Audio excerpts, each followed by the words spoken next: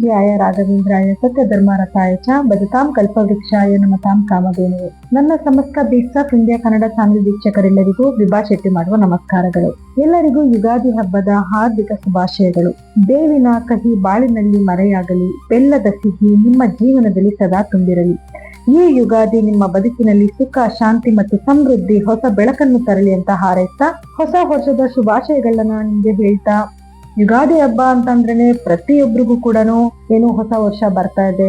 So ಹೊಸ ವರ್ಷದಲ್ಲಿ ನಮ್ಮ ಜೀವನ ಹೇಗಿರ್ಬೋದು, ಈ ವರ್ಷದಲ್ಲಿ ನಮ್ಮ ಗ್ರಹಗತಿಗಳ ಮೇಲೆ, ನಮ್ಮ ರಾಶಿಗಳ ಮೇಲೆ ಏನೆಲ್ಲ ಪ್ರಭಾವ ಬೀರ್ತಾ ಇದೆ ಅನ್ನೋದನ್ನ ಎಲ್ಲರಿಗೂ ಕೂಡ ಕಾತರ ಇರುತ್ತೆ. ಸೊ ಹಾಗಾಗಿ ಇವತ್ತಿನ ದಿವಸ ನಾನು ದ್ವಾದಶ ರಾಶಿಗಳು ಅಂದ್ರೆ ಮೇಷ ರಾಶಿಯಿಂದ ಹಿಡಿದು ಮೀನ ರಾಶಿವರೆಗೂ ಗ್ರಹಗತಿಗಳ ಮೇಲೆ ಏನೆಲ್ಲ ಫಲಾನುಫಲಗಳಿದೆ ಅನ್ನೋದನ್ನ ನೋಡ್ತಾ ಹೋಗೋಣ. ಇದು ಪರಾಭವ ನಾಮ ಸಂವತ್ಸರ. ಈ ಸಂವತ್ಸರದಲ್ಲಿ ಕುಂಭ ರಾಶಿಯವರ ಫಲಾನುಫಲಗಳು ಹೇಗಿದೆ ಅಂತ ನೋಡೋಣ ಬನ್ನಿ. ನೋಡಿ, ಗುರುವಿನ ಒಂದು ಸ್ಥಾನ ಅಂತ ನೋಡಿದ್ರೆ ಗುರು ಈ ವರ್ಷದಲ್ಲಿ 2 ಪ್ರಮುಖವಾದ ಬದಲಾವಣೆಗಳನ್ನ ಮಾಡ್ತಾನೆ. ಮೊದಲನೇದಾಗಿ ಮಾರ್ಚ್ ನಲ್ಲಿ ಮಿಥುನ ರಾಶಿನಲ್ಲಿ ನೇರ ಸಂಚನಕ್ಕೆ ಬಂದ್ರೆ, ಜೂನ್ ನಲ್ಲಿ ಕರ್ಕಾಟಕ ರಾಶಿ ಉಚ್ಚ ರಾಶಿನಲ್ಲಿ ಇರ್ತಾನೆ. ತದನಂತರ ನವೆಂಬರ್ ನಲ್ಲಿ ಸಿಂಹ ರಾಶಿಗೆ ತನ್ನ ಪ್ರವೇಶನ ಬೆಳೆಸ್ತಾರೆ.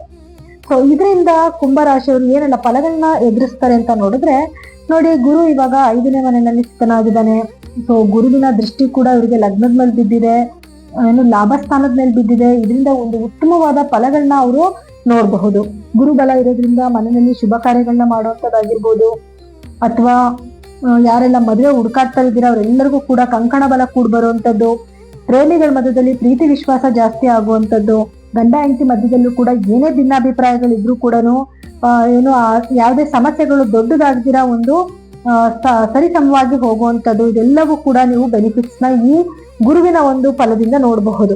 ಗುರು ಜೂನ್ ನಂತರ ನಿಮ್ಮ ಏನು 6ನೇ ಮನೆಗೆ ಬರೋದ್ರಿಂದ 6ನೇ ಮನೆಯಲ್ಲಿದ್ದಾಗ ಉದ್ಯೋಗಸ್ಥರಿಗೆ ತುಂಬಾ ಅನುಕೂಲಗಳನ್ನ ನೋಡಬಹುದು. ಆದ್ರೆ ಸ್ವಲ್ಪ ಶ್ರಮ ಹಾಕ್ಬೇಕಾಗುತ್ತೆ. ಶ್ರಮಕ್ಕೆ ತಕ್ಕ ಪ್ರತಿಫಲನಂತೂ ಖಂಡಿತವಾಗ್ಲೂ ನೋಡ್ತೀರಾ.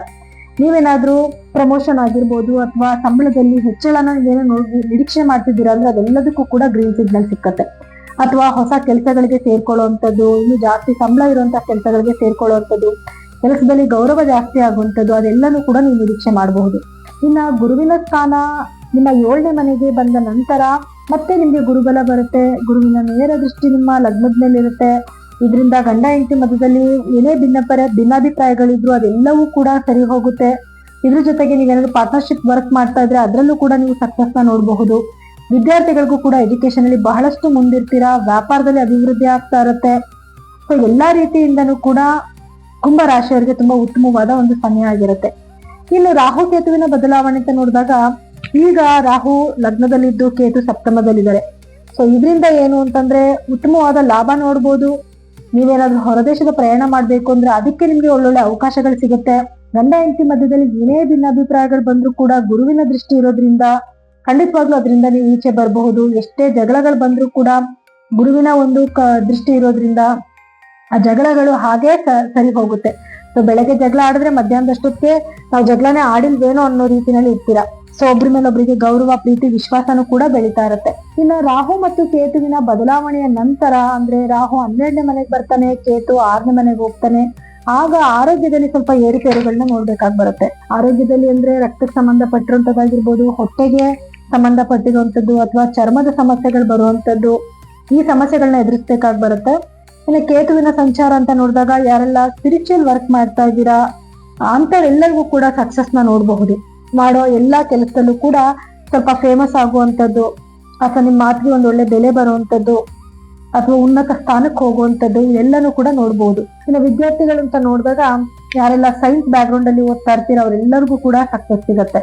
ಇನ್ನು ಶನಿಯ ಒಂದು ಸ್ಥಾನಮಾನ ಅಂತ ನೋಡಿದ್ರೆ, ಶನಿ ನಿಮ್ಮ 2ನೇ ಮನೆಯಲ್ಲಿ ಸಂಚಾರ ಮಾಡ್ತಾ ಇರೋದ್ರಿಂದ, ನಿಮ್ಮ ರಾಶಾಧಿಪತಿನೇ ಆಗಿರೋದ್ರಿಂದ ಹಣಕಾಸಿನ ಅಭಿವೃದ್ಧಿ ತುಂಬಾ ಚೆನ್ನಾಗಿರುತ್ತೆ. ಆದ್ರೆ ಅದೇ ರೀತಿಯಲ್ಲಿ ಖರ್ಚು ಕೂಡ ಆಗ್ತಾ ಇರುತ್ತೆ. ಯಾಕಂದ್ರೆ ರಾಹುನು ಕೂಡ ನಿಮ್ಗೆ 12ನೇ ಮನೆಗೆ ಬರ್ತಾನೆ. 12ನೇ ಮನೆಗೆ ಬಂದಾಗ ಅತಿಯಾದ ಖರ್ಚನ್ನ ಸೂಚಿಸ್ತಾನೆ. ಅನಿರೀಕ್ಷಿತವಾದ ಕೆಲವು ಘಟನೆಗಳು ನಡೆಯೋದು, ಆರೋಗ್ಯ ಸಮಸ್ಯೆಗಳಿಗೋಸ್ಕರ ಖರ್ಚು ಮಾಡುವಂತದ್ದು, ಈ ರೀತಿಯಾದ ಖರ್ಚುಗಳನ್ನ ನೀವು ಎದುರಿಸ್ಬೇಕಾಗಿ ಬರುತ್ತೆ. ಇನ್ನು ಮನೆಯಲ್ಲಿ ಕೂಡ ಅಂದ್ರೆ ಕುಟುಂಬದಲ್ಲಿ ಸ್ವಲ್ಪ ಸಮಸ್ಯೆಗಳನ್ನ ಎದುರಿಸ್ಬೇಕಾಗಿ ಬರುತ್ತೆ. ಕೆಲವು ವಿರೋಧಗಳನ್ನ ಕೂಡ ನೀವು ಎದುರಿಸ್ಬೇಕಾಗಿ ಬರುತ್ತೆ. ಹಾಗಾಗಿ ನೀವು ಮಾತಾಡ್ಬೇಕಾದ್ರೆ ಸ್ವಲ್ಪ ಕೇರ್ಫುಲ್ ಆಗಿ ಮಾತಾಡೋದು ಒಳ್ಳೆ ಫಲಗಳನ್ನ ನೀವು ನೋಡಬಹುದು. ಇನ್ನು ರೈತರಿಗೂ ಕೂಡ ತುಂಬಾ ಉತ್ತಮವಾದ ಒಂದು ಸಮಯ ಆಗಿರುತ್ತೆ. ಆದ್ರೆ ರಾಹುವಿನ ಬದಲಾವಣೆಯ ನಂತರ ಸ್ವಲ್ಪ ಕೇರ್ಫುಲ್ ಆಗಿರ್ಬೇಕಾಗುತ್ತೆ. ಇನ್ವೆಸ್ಟ್ಮೆಂಟ್ ಮಾಡಕ್ ಮುಂಚೆ ಯೋಚನೆ ಮಾಡಿ ಇನ್ವೆಸ್ಟ್ಮೆಂಟ್ ಮಾಡಿದ್ರೆ ಒಳ್ಳೇದಾಗುತ್ತೆ. ಇಲ್ಲಾಂದ್ರೆ ಅದರಿಂದ ಲಾಸಸ್ ಆಗುವಂತ ಸಾಧ್ಯತೆಗಳು ಕೂಡ ಇರುತ್ತೆ. ಇನ್ನು ಪರಿಹಾರವಾಗಿ ಏನ್ ಮಾಡ್ಬೇಕು ಅಂತ ನೋಡಿದ್ರೆ, ನೋಡಿ, ಪ್ರತಿ ಶನಿವಾರದ ದಿವಸ ಸಂಜೆ ಅಂದ್ರೆ ಸೂರ್ಯಾಸ್ತದ ನಂತರ ಯಾರಿಗಾದ್ರೂ ಏನಾದ್ರೂ ದಾನ ಧರ್ಮ ಮಾಡೋದು, ಒಂದು ವ್ಯಕ್ತಿಗಾದ್ರೂ ಬಡವರು ಅನ್ಸ್ಕೊಳ್ಳೋರ್ಗೆ ಸ್ವಲ್ಪ ದಾನ ಧರ್ಮ ಮಾಡುವಂಥದ್ದು, ದುರ್ಗಾದೇವಿಯ ಆರಾಧನೆ ಜಾಸ್ತಿ ಮಾಡುವಂಥದ್ದು, ಅದ್ರಲ್ಲೂ ಪ್ರತಿ ಶುಕ್ರವಾರದ ದಿವಸ ರಾಹುಕಾಲದಲ್ಲಿ ಯಾವ್ದಾದ್ರು ದುರ್ಗಾದೇವಿಯ ದೇವಸ್ಥಾನಕ್ಕೆ ಹೋಗಿ ಬರುವಂತದ್ದು, ಧ್ಯಾನ ಮಾಡುವಂಥದ್ದು, ಅಥವಾ ಕೆಂಪು ಬಣ್ಣದ ಹೂವನ್ನ ಅರ್ಪಿಸೋದು, ಇದನ್ನೆಲ್ಲ ಮಾಡೋದ್ರಿಂದ ಏನಾಗುತ್ತೆ, ನಿಮ್ಗೆ ಬರ್ತಿರುವಂತ ಕೆಲವು ಸಂಕಟಗಳಿಂದನೂ ಕೂಡ ನೀವು ಪಾರಾಗಬಹುದು. ಇದಾಗಿತ್ತು ಪರಾಭವ ನಾಮ ಸಂವತ್ಸರದ ದ್ವಾದಶ ರಾಶಿಗಳ ಫಲಾನುಫಲಗಳು. ಸೊ ಈ ಫಲಗಳಲ್ಲಿ ನಿಮ್ಗೆ ಏನಾದ್ರೂ ವ್ಯತ್ಯಾಸಗಳು ಕಂಡು ಬರ್ತಿದೆ ಅಂತ ಅಂದಾಗ ಖಂಡಿತವಾಗಿ ನಿಮ್ಮ ಜಾತಕನ ಒಮ್ಮೆ ಪರಿಶೀಲನೆ ಮಾಡಿಕೊಳ್ಳಿ. ಯಾಕೆ ಅಂತಂದ್ರೆ ಅದರಲ್ಲಿ ಗ್ರಹಗಳ ಸ್ಥಾನಮಾನ ಬೇರೆ ಆಗಿರುತ್ತೆ, ನಿಮ್ಮ ದಶಾಭುಕ್ತಿ ಬೇರೆ ಆಗಿರುತ್ತೆ, ಇದ್ರ ಮೇಲೆ ಫಲಗಳಲ್ಲಿ ವ್ಯತ್ಯಾಸ ಕೂಡ ಆಗುತ್ತೆ.